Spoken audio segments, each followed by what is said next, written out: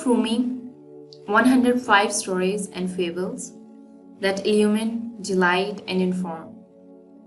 Translated by Maryam Mafi, forward by Narjas Farzad.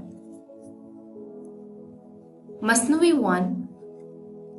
The Parrot and the Grocer.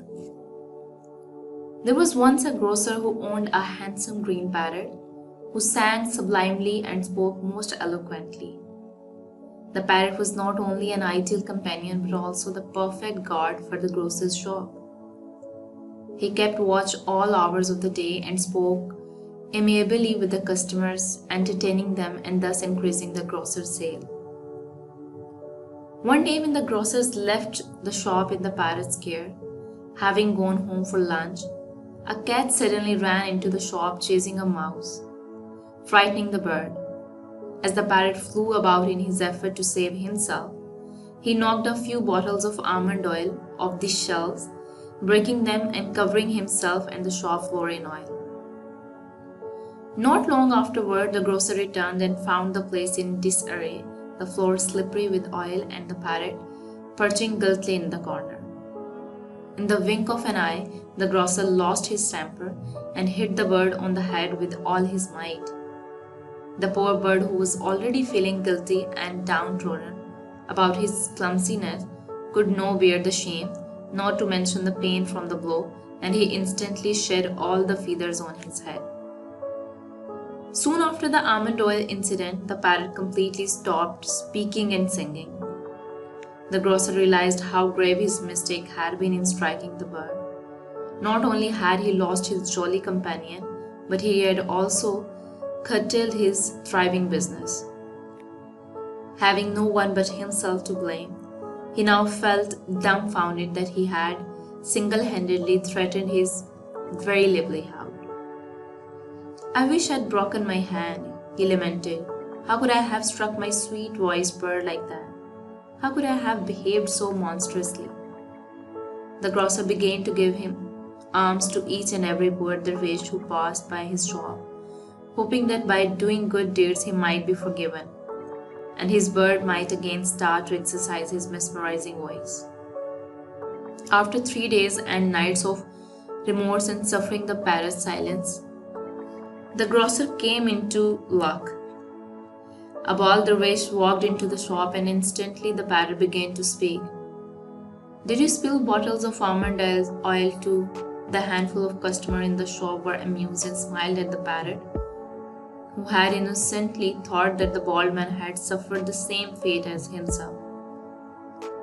"Darling little parrot," said one of the customers compassionately, "never equate one action with another. One must never compare oneself to others. Even though they may appear to be the same on the surface, truly nothing is as it seems." The second story, following the lesson of "Nothing truly is at its seams." Story name, The Fly Who Thought She Was a Sailor. A poor donkey had been patiently carrying his heavy load all day long without a moment's respite. He had not even been allowed to stop to pee. Finally, his owner reached his destination and the donkey was relieved of the merchandise heaped on his back. Free at last from his burden, the beast happily emptied his full bladder. A short distance away, a tiny fly was resting on a leaf lying on the ground. The donkey's urine, flowing downstream, began to carry the leaf with the fly on it. The fly was initially taken aback, not quite understanding what was happening. After a little while, though, she began to believe, "I'm sailing away on the sea. I'm the captain of this ship, and what a perfectly seasoned navigator I am. Who dares to stop me now?" The fly was gloating in her pride, floating on the stream of urine, believing that she was sailing the 7 seas. Unbeknown to her, she was still the same lowly fly she had always been, driven along by the furious pace of the urine's flow, unaware that nothing truly is at its seams. The third story, based on the same lesson, that is Nothing is as it seems. Story name: The Sailor and the Professor. It was late in the day and the professor needed to cross the water to get back to the island where he lived. He jumped into the first boat he chanced upon and ordered the sailor to take him home as fast as he could.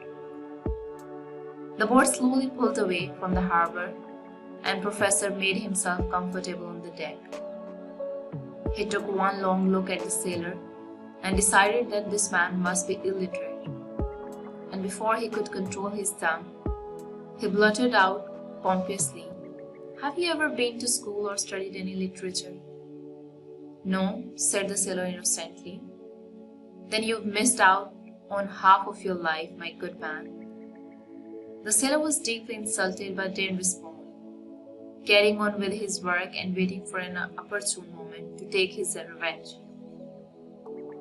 Almost halfway through their journey, the weather turned and a vicious storm kicked up.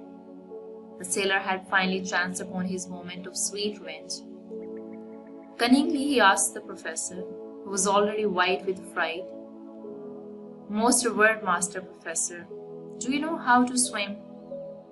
"Don't be silly, of course not, my handsome and capable friend," he stammered squeamishly. "Oh, what a pity, because now you're going to miss out on the rest of your life. The boat is caught up in a whirlpool, and the only way out is to swim. Now all your precious literature can't help you one bit. You thought me an idiot, and now look at you, stuck in the mud like an ass." Thank you so much for listening to this beautiful story written by Rumi originally and now translated by Maryam Mafi. I'm pretty sure these stories have great lessons, all of these, and I'll be sharing with you guys time to time. Just keep supporting. Thank you so much.